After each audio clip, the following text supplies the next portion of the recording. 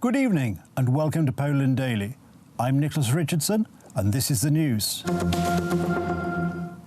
The Court of Justice of the European Union has issued a ruling favourable to Poles who took out home loans in Swiss francs.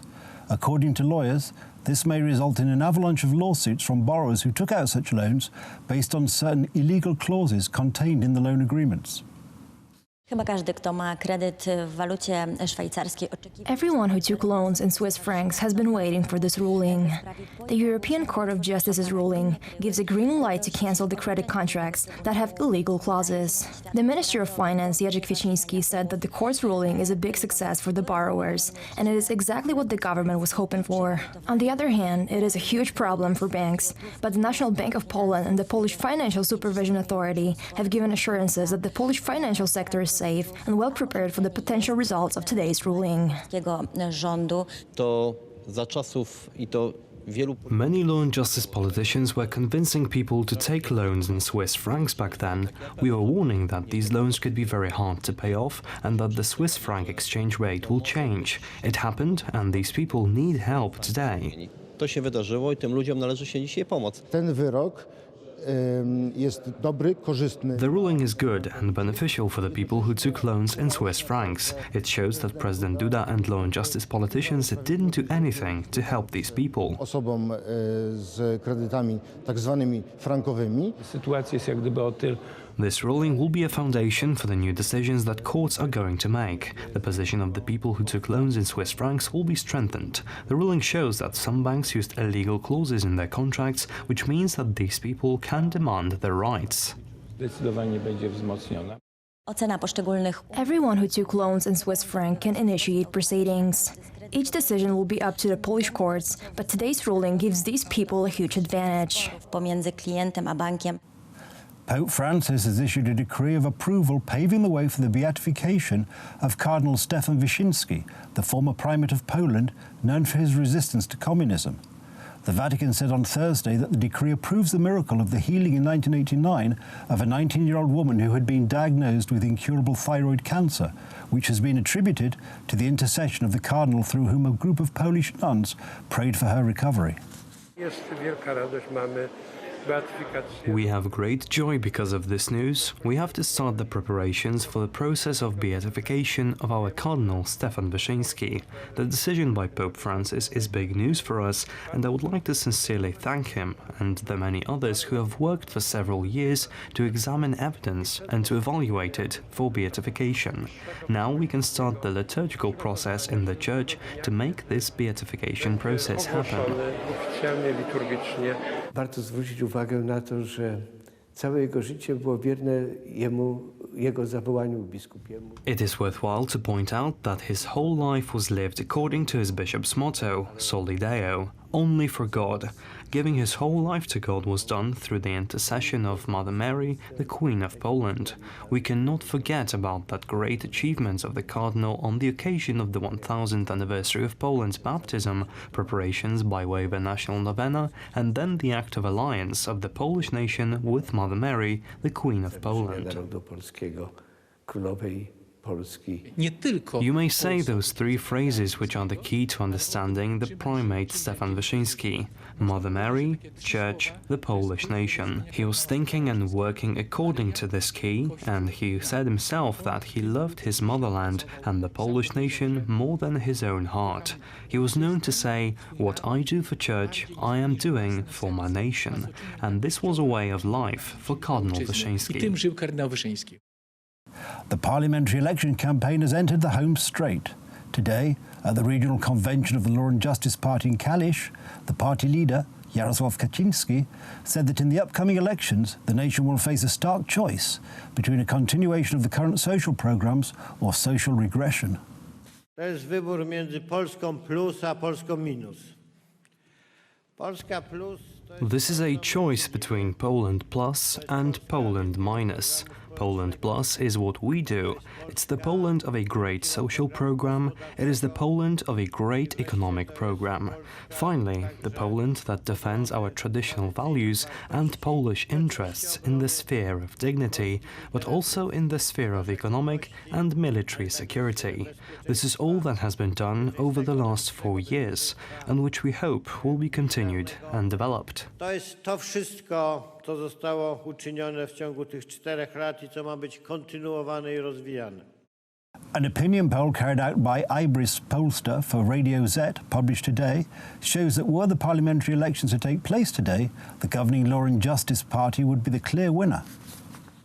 According to the Ibris survey, 44.2% of voters would vote for Jarosław Kaczyński's party. 25% of respondents declared support for the Civic Coalition, while the left can count on 13.1% of votes. The poll shows that the newly appointed Sejm would also include the Polish Coalition, formed by the Polish People's Party and the Kukiz 15 movement, with 5.8% of the votes. The Confederation would fall below the electoral threshold, as according to the Ibris survey, only 4.4% of respondents said they would vote for this group. The Prime Minister of the United Kingdom, Boris Johnson, presented new proposals to change the terms of the withdrawal agreement covering the United Kingdom's exit from the European Union. There is a chance that with less than a month to go before Brexit, London and Brussels will still be able to reach an agreement. 4 weeks before the scheduled date of Brexit, Prime Minister Boris Johnson presented a new plan for the United Kingdom's divorce from the European Union, which included several new proposals. They do not deliver everything we would have wished. They do represent a compromise. But to remain a prisoner of existing positions is to become a cause of deadlock rather than breakthrough. And so we have made a genuine attempt to bridge the chasm, to reconcile the apparently irreconcilable, and to go the extra mile as time runs short. The first major change concerns Northern Ireland, which from 2021 would no longer be a member of the customs union, and during the transition period, EU regulations would apply on its territory until the end of 2020. Well, we had calls to the presidential calls Juncker by the Prime Minister yesterday. I spoke to Michel Barnier. What they recognised was that these are serious proposals. As President Juncker himself has said, he's not wedded to the backstop. And they recognise that the backstop's been rejected 3 times by the UK Parliament. So it's important we have a way forward to leave with a deal, and what the Prime Minister set out is a clear way of doing so.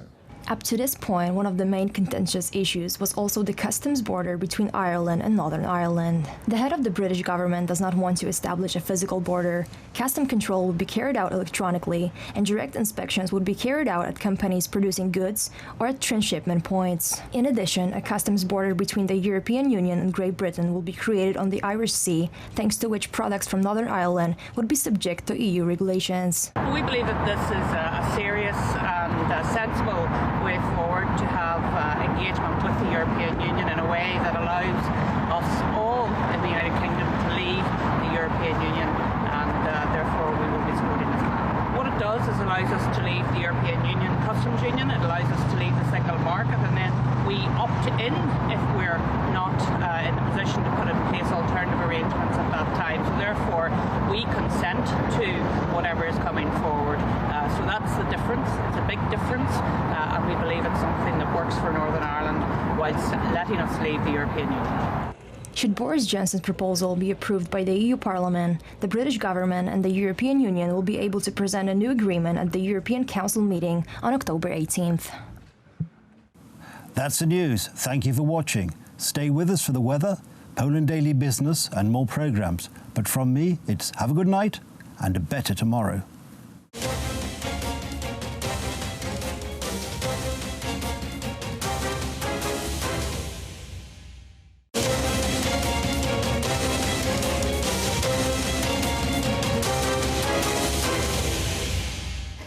Good day, everyone. My name is Maria Kądzielska, and this is Poland Daily Business. Geopolitics become more and more popular, and the rules of geopolitics become the rule of our life. In studio, we have Albert Świdziński, Director of Analysis at the new platform Strategy and Future. Thank you for coming. Thank you. Great to be here. Let's talk about our future and the future of the world. Albert, why does the rise of China endanger current geopolitical situation in the world? And why is this dangerous also for us, also for Poland? Okay, so basically what happens is the rise of China, the way it has been developing economically, is now becoming a source of concern for the United States. China is gaining a unique amount of economic power. It started developing its military very actively, its navy. And it does have ambition to control what it believes to be its natural sphere of influence, which includes, for example, South China Sea. And that is a huge threat for the US because it undermines its position at the top of the global food chain, so to speak. And the US is not happy, is not willing to allow this, apparently. They are not willing to accept this reality, and they are now trying to contain China. Absolutely, but is it possible to contain China, or are we already at the age when China development is inevitable? Because the amount of people, of course, and this huge economic growth, it was never seen before in such a scale, especially in modern times. How will it look like? It is a monumental task for the US. I think many believe that the US will not go there when it comes to containing China. But with the ascent of Donald Trump, it became obvious that the US is indeed trying to either force China to toe the line or to at least limit its growth as much as possible. And of course, this puts those countries on a crash course, really, in a very nasty way. If you look at history from 1500, there were 16 cases altogether when you had the dominant power. The famous Thucydides trap. The famous Thucydides trap, that is correct. Yeah. There were a couple of scholars that investigated this, but basically some research suggests that there were 16 cases where this power configuration was happening with a dominant power and a very quickly rising competitor. And out of those 16 cases, 12 ended up in war. So this is a very dangerous situation we're looking at. What would happen if China wins control over Malacca, for example? There are those few vulnerable places. And what would happen if China takes over them? The Chinese aren't very expansive in terms of land. They reached their current borders in 9th century, I believe, AD. And they never looked to expand any further. I also don't believe they are looking to have control per se over those straits. I think they're more looking to ensure that they remain open and traversable for the global trade, which China needs very badly. It is a sine qua non for continuous existence of the Chinese state. So I think they are more interested in making sure that nobody else controls those straits in a meaningful way that can deny passage, for example, rather than control them per se. The open straits on a China Sea is a condition of creation of Belt and Road Initiative, for example. And of course, those roads are controlled by US and by US Navy. But we see more and more how China, for example, creates the artificial islands and how it demands passage, free roads for China only. How could it develop? Which will be this clash between those two countries? Because obviously, and also from geopolitical point of view, this is a place of competition for both of them. Well, that really depends, because right now we're going into military strategy, how those two countries might act. I think, the US for the past 70 years, more than 70 years, has been the guarantor, the protector of a watchful protector of the trade, of the sea routes. It was the new US Navy that ensured that the free trade along the sea routes is permitted. It made sure that they remain clear, free of piracy and any obstacles. But at the same time, the US Navy could easily act in the opposite way. It could ensure that no ship passes through those sea lines if it wants to. There were even some suggestions by Donald Trump, and when in one of his tweets in July, I believe he said that The US has been guarding the sea lines for decades and not getting compensated, and how about other countries do it instead? And this really says it all. And the moment the US president says this sort of thing, I mean, all emergency lights go off in Beijing. It is an imperative for them to ensure that the Straits of Malacca, Sunda Strait, and other straits that ship in raw materials into China and ship out industrial produce out of China remain open and traversable. So there very well might be competition over those between China and the US.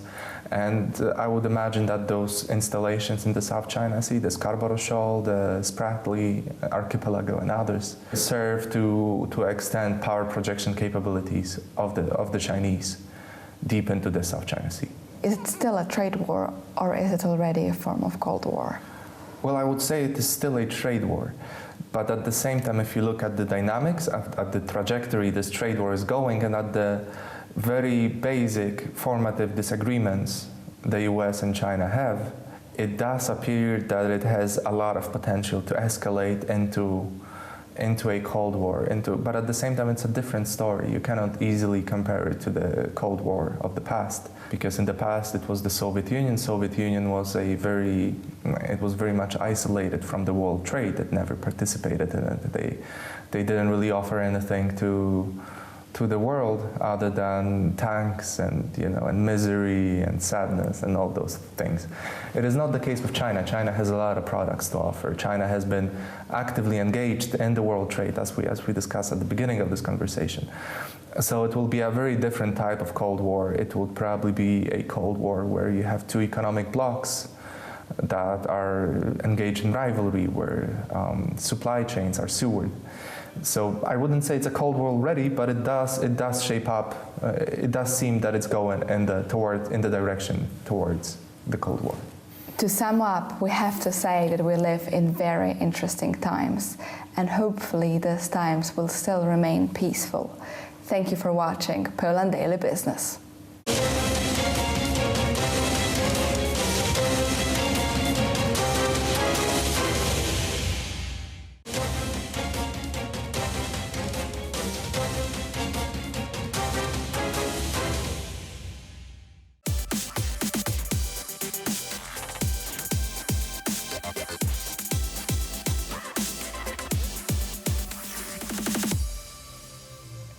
Good day, everyone. My name is Maria Kądzielska, and this is Poland Daily Culture. There are many theaters in Warsaw, but only few of them perform in English. Have you ever heard about the Cheerful Hamlets? Two of them are with me in the studio, Paulina Piórkowska and Janek Ziętara. Thank you for coming. Thank you for having us. But before we ask them a few questions, let's watch some of their work. May I have some tea, please? Tuna. I could really kill for some tuna. Well, I was leaving the library. Juice? No, I'm talking about Charlie Nichols.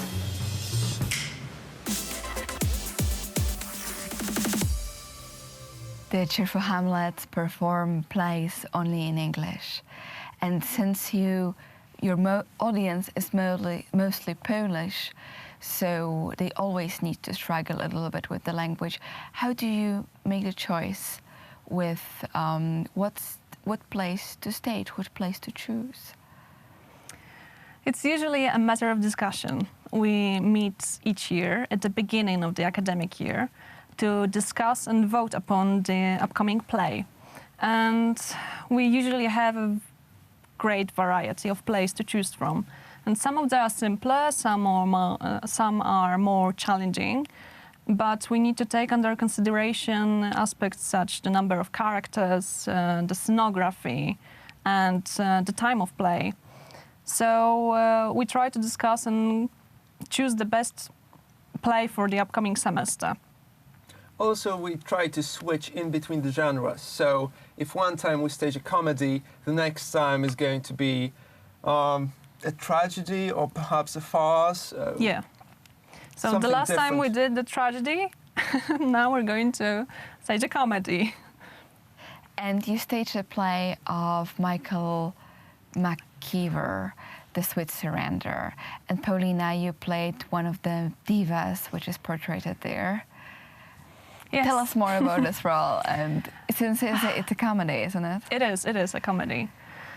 Well, my character was Athena Sinclair, and she was just great. It's hard to talk about such complex personality in like 1 minute, and she was so strong and independent and talented, and she was just this vibrant vixen who were a singer as well. And she had this great rival, Claudia McFadden, who was also a diva, and they had a huge beef and they fighted every chance they got to meet. So the staff of the hotel room that they met in had to do their best to keep them separated, which was very hard for them as they ended up in the same hotel room. So they had to deal with that. And what was the biggest challenge when you come to this play? Oh, for me, there was no challenge at all because playing diva was mostly fun.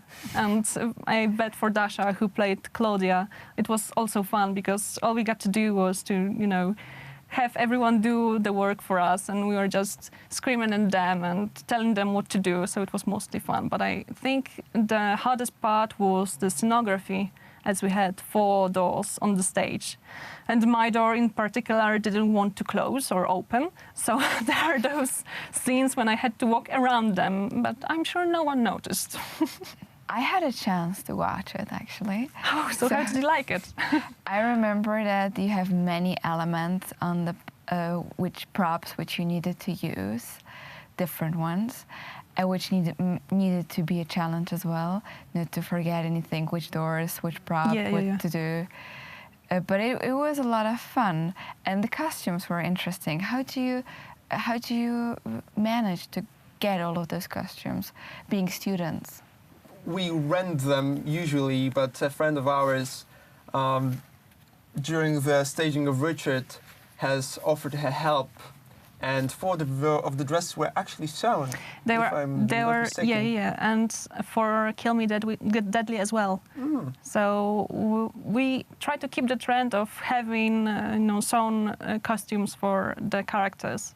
We'll see how it goes because it's very hard work. And you can keep them in your wardrobe, in your the Truthful Hamlet's wardrobe, and keep them for next play, just to doing some changes.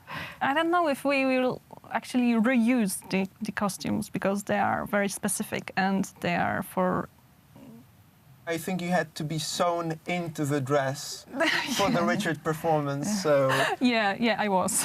One time on the occasion. Yeah. Oh, interesting. As Truthful Hamlet, every year you go to PyRCon, which is a fantasy contest or fantasy meeting in Poznań, a kind of a festival where you perform a play.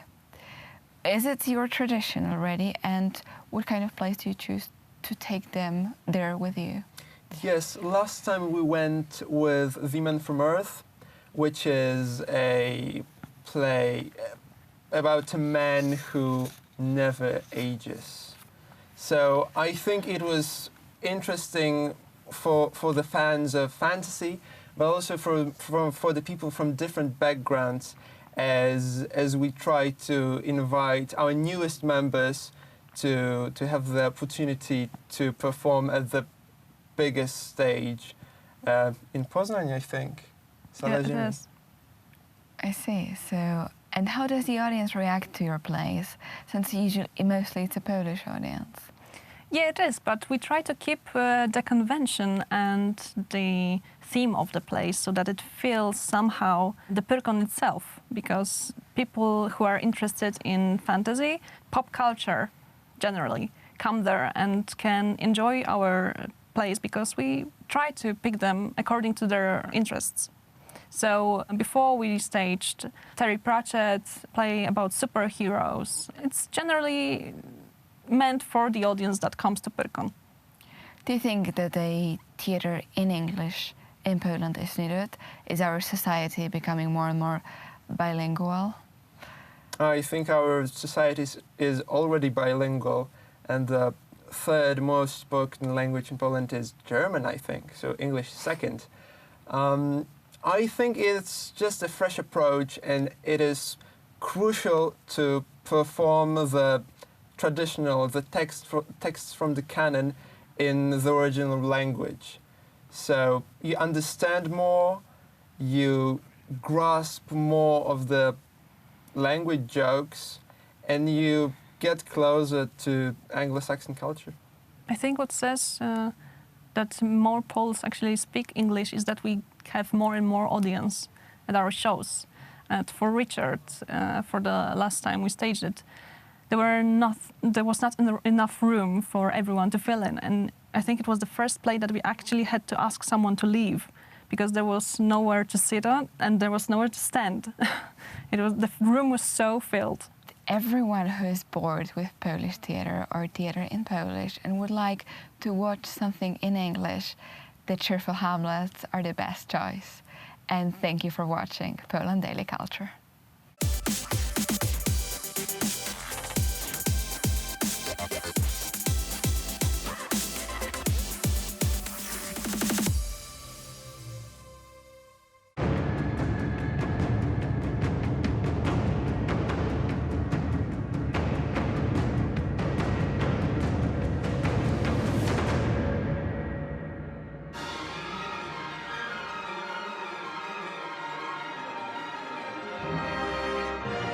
Behind me, the Pałac Podlachem here in Warsaw. This is the home of Prince Józef Poniatowski. His home, the place where he had his famous parties, also the War Office. Who was Józef Poniatowski? He was in fact a major figure in Polish history. Patriot, general, Minister of War, sometime Marshal of France. Join me in this episode of Poland Daily History, where we learn more about this remarkable Polish figure.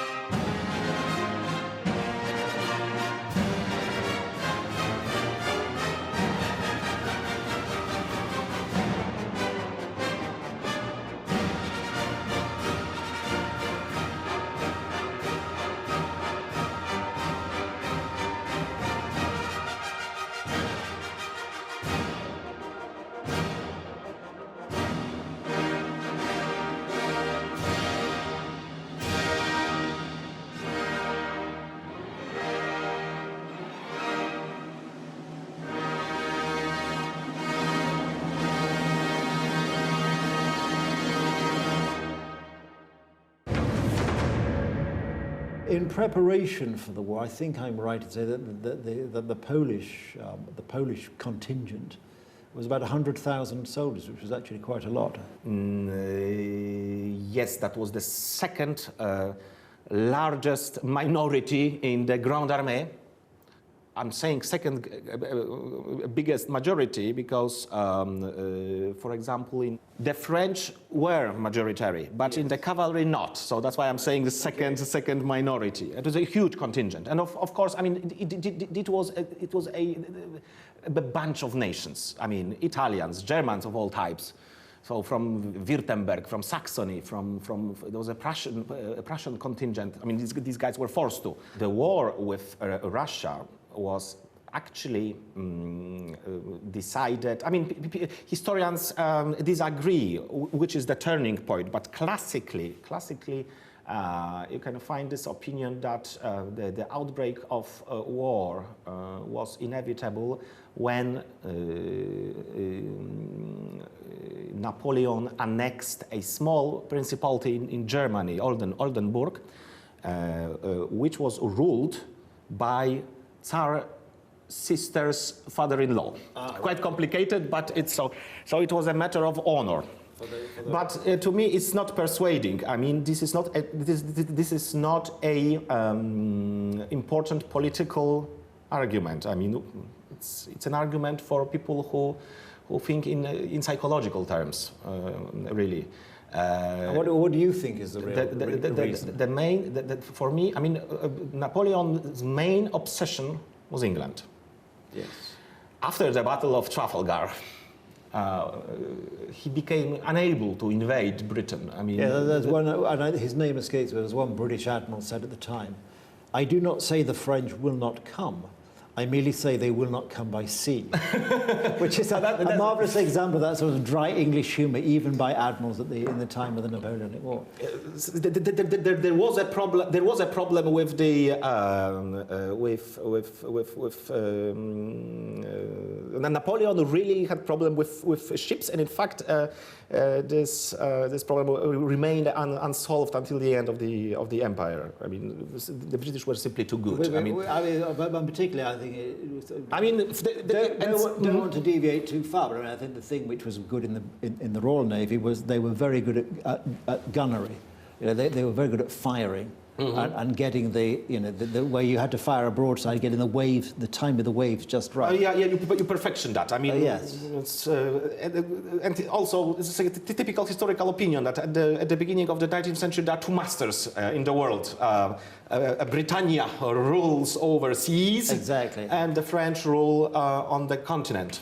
Until we, but that's a different program. So the main reason is to be seeked elsewhere.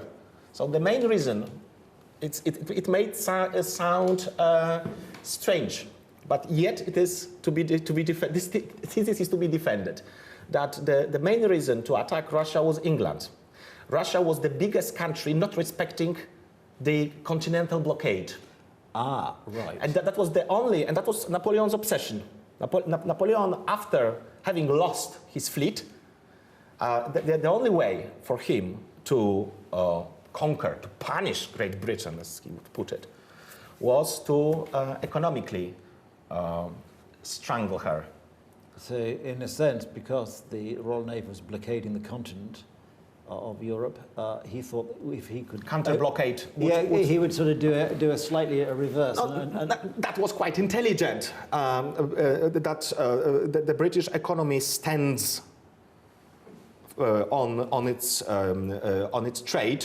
So, in order to force Great Britain into something, was to punch in that weak point, in that crucial point, or what he perceived to be a weak point, and say that's an interesting thesis actually, and that probably makes much more sense than the idea it was a bit of pique about some small German principality which had escaped the notice of history. It might have been a spark. There might have been well, often these things are not. There's never one single cause, and who knows what was going through the mind. That's a very good point. I mean, monocasuality, as some say. I mean, it's very. It's simplifying things simply.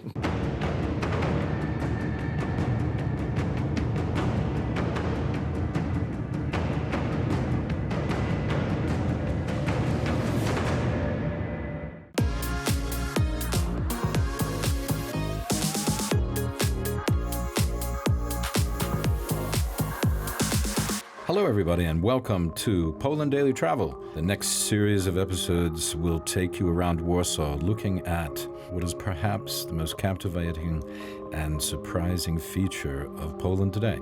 That is the Warsaw skyline. Warsaw has the 6th highest skyline in Europe.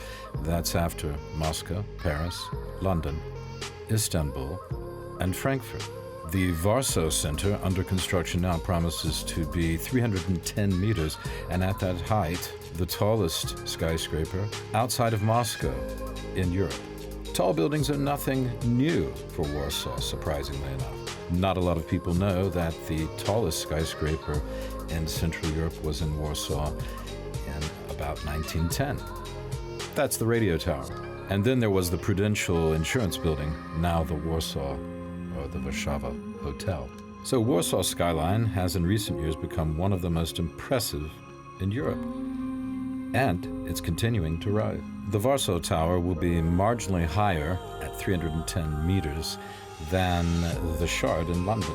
So we are going to go from the old to the new over the next series of episodes. And we'll also take a trip around the Palace of Culture, that iconic landmark which was a present from the Soviet Union to the people of Warsaw. Actually, more like an offer you couldn't refuse. So sit back and come along. We'll try to show you something constructive, entertaining, and informative. I suppose we can build on that. So it's Poland Daily, and we're looking at the Warsaw skyline. Come along. Hello, everybody, and welcome back to another startling, educational, interesting, fascinating, etc. Go on. Installment. I like it. Tremendous. Now I know how it is. Fantabulous. Okay. Supercalifragilisticexpialidocious edition of Poland Daily Travel. I'm here with Arthur Gorniewski, who you may notice is looking like a movie star in this episode. We all have a lot to do to keep up with him. At any rate, behind me, you will see not a truncated version of the Empire State Building.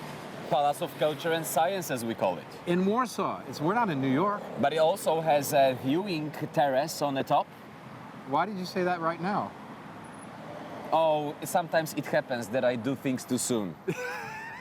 Really? Okay. Yeah, it does have a viewing terrace, but that's not what I wanted to talk about now. Okay. Do you think maybe we'll go up there?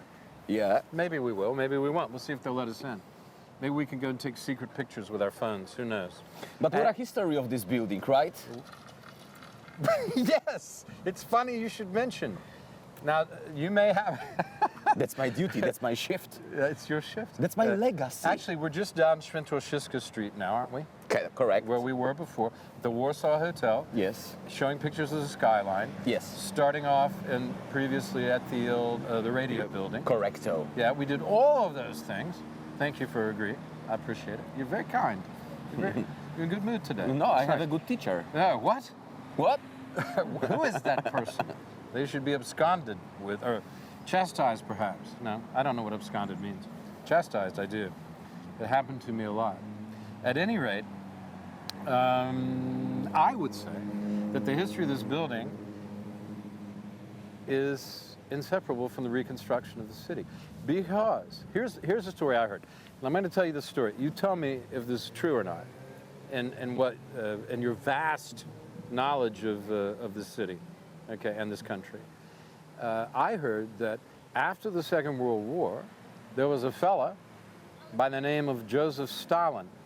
Now, I don't know if you're a history buff, but he was a pretty important figure in the communism movement. And that fella, after the war, said to Poland, because the Russians took over Poland after the war, Second World War, he said to the people about 1950 or something, he said, hey, I give you a choice between having a new metro or having the Palace of Culture and Science. Or the third option was... What was the third option? University. Or, I didn't know that. Or a university. Oh, I never heard that. Okay. There were three options. There were three options. People were voting. Right? But it doesn't matter who votes, it does matter who counts the votes. Okay. So as a result, it turned out that like 99% of Warsawians wanted to have this one, the building for the society, for the people. They really wanted it. Well... No, come on. That was a fixed vote, wasn't it? They wanted the metro. That's what I said, that it does matter who counts the votes. It doesn't matter who counts. And according to that counting, it turned out... Counting. Yes. Right. That counting. Lev Rudnev, the architect of that building. He was the architect. Now, correct. I read something about him. That's true. Lev Rudnev. Correct. Yeah. He was also designing another of such buildings. Was he designing them in Moscow? 5 of them in Moscow in a shape there of... There are 5 just like this in Moscow. Pretty similar. Or similar. One of them's the University of Moscow, right? And one of them is hotel. Yeah, one's a hotel. Okay. Yeah. And one we have in here, it's the greatest out of all of such buildings constructed outside Moscow. And also a very important fact of that building. The tallest or the largest? The tallest, the largest, the freakiest, the most beautiful. The freakiest, I think, is right. Because look, this building looks like it was very tall and somebody pushed it down and spread out. They call it the wedding cake, right? for this. When it comes to the cake thing, we call the ornamentation of that building a dream of a crazy baker. The dream of a crazy baker. Correct. The dream of the crazy baker. The beautiful ornamentation that you can see over there that we didn't have to modernize even once. Such a good quality of that building. It's interesting, isn't it? No, it's very ornate. We'll see later because we're going to really show some of the shots of the details, and it's very social realist, man. Exactly. Get real. Yes, now that's a gift for you Warsawians, Joseph Stalin says. That's what he said. It's a gift from Mother Russia to their best friend Poland. So now we take care of you. We liberated your country after World War II. Yeah. Now we take over control, and you are not like these greedy capitalists on the West working only for yourself. No. You are working for the nation. For the so nation. that's a gift from the nation to the people. You don't sleep over there. You don't live over there. You just go over there to the cinema. What's over there at the moment? There's a cinema with 8 screens. There are 3 theaters. I like that cinema, actually. 2 restaurants, Museum of Technology, a university, offices, Congress Hall. I was attending Olympic-sized swimming pool over there There's when an I was a Olympic kid. swimming pool. My mama was paying. Best regards to my mama. Your mom? Yes. Mama. She was paying 5 zloty a month. 5 zloty. Amazing. A month for me to attend the swimming pool twice a week. Well, that's a pretty story. So the Palace of Culture and Science really was constructed for the people. Even though surely we needed underground metro or another investments in the city, then this was done to glorify new Joseph Stalin's power in here. And till today, it's the highest, let's stick to the topic, right? The highest skyscrapers in Warsaw. Till today, it's the highest structure in the city. It's and the largest building. 237 meters. But it's also the largest building, not just the tallest. Because that's just the central part, but all the stuff around. And then there's this lower level that goes all the way around. There's 2 theaters. There's Congress Hall. There's a Congress Hall. Entire place is for the Congress Hall over I saw there. Bob Dylan play there. You did? I did, yeah. Wonderful. And a few other people. Did you go on your own, or like there was some kind of arrangement? Why do you care? Well, why do you want to know that? I was reporting on the concert. Okay, you were I was writing reporting about on the concert for Billboard magazine. So Yeah. see, this building gave you some job to do. Exactly. And I also worked for the impresariat at the theater studio once upon a time. There you go. Which is a very good theater. One time it was the groundbreaking theater in Europe. And I know the director now. She's a very nice lady. They're doing great productions. They recently did Madame Butterfly in the summer. Okay. She produced it. You know, and I can't remember her name, but she's a nice lady. There is one It more just thing. Skipped my mind. There is one more crucial thing about this building. What would that be? Do you recall such alliance called NATO? North The Atlantic NATO Alliance? Yeah, I yes. heard of them. Okay, so when NATO was created, Joseph Stalin decided to create an opposite alliance called Warsaw Pact. The Warsaw Pact. Which was signed in that building. Oh, it was signed here. And in the today- Congress Hall or just somewhere in the building? Somewhere in the building, in the office area. Because they used to have, the reason it's a Congress Hall is because they used to have the party Congress meetings for the Soviet, the Polish, Soviet peoples, etc. Of course they did. You know. People think we're joking about this stuff. No, it's real. Isn't it amazing? Young As far- people would think we're making it up. We're As not. far as we are presenting that cyclation of Polish history. The cycle of it. Cyclation is what you get when you can't say cycle properly. You get a cyclation in your brain. So see, And it this is changes the how way I you learn think. English. I also learn English. You were over teaching me Polish. Okay, so let's keep up. I know what you Grzegorz mean. I know what you mean. Brzęczykiewicz. Okay, so look, once upon a time, Warsaw Pact signing here. Yeah. So Joseph Stalin wanted to prove that it's not Soviet Union idea, but one of satellite countries of it to create the opposite alliance to NATO. And now Poland is considered to be one of most important NATO members. We were holding NATO summit That in is true. 2016. Yeah, that's true. And also today, in 2019, we are... Bookends with the British. Bookends of Europe, Poland and Britain. Yes. Bookends on the edges. Yes. Yeah. Of the EU, rather. Of course. Yep, so what a place. Once upon a time there was a residential district right in here, buildings one next to each other packed, very narrow streets, and at the moment that central section of Warsaw is arranged to have such a beautiful park and a fountain. We're right in the center of town. Well, we see the fountain, yes, but and we're on the north side of the building, but there's a huge park all the way around, or an empty space, which in most cities this would be buildings, buildings, buildings. I think one day soon. Yeah, you think there is a plan. Actually, there's always been a plan to either take this building down in the beginning, but now people say don't do it, or they have for a long time say don't destroy the building. We love it. We love it. We love our oppression. Give us more. Or build up. There was also a plan to build buildings around it, and that's the latest plan. You know, before World War II, my great-great-grandfather from my grandmother's side established right in here one of first Warsawian pharmacy. So also the history of my family is connected with this place. Right here in this area. Right just here across the street. Right Just here right at Świętokrzyska Street. Just right across the street. Just right across the street. Wow. What a wonderful story. What a wonderful story. Oh, come on, let's walk up to the fountain. Yeah. Let's do it. Yeah. Look at this building. It's amazing, isn't it? Yes, I do. Look how tall that spire is. Oh, you see, wow. Now they're measuring it. The actual height is not as tall as the, the actual height of the building is a lot less than, what'd you say, 237 meters? Correct. Yeah, because of the spire makes it. That was a very Look, ambitious it's written spire. in here. Tu była ulica Pańska. There was Pańska Street in here. Can you there was see? a street here. And it's marked, so it means that there were buildings right in here and right over there.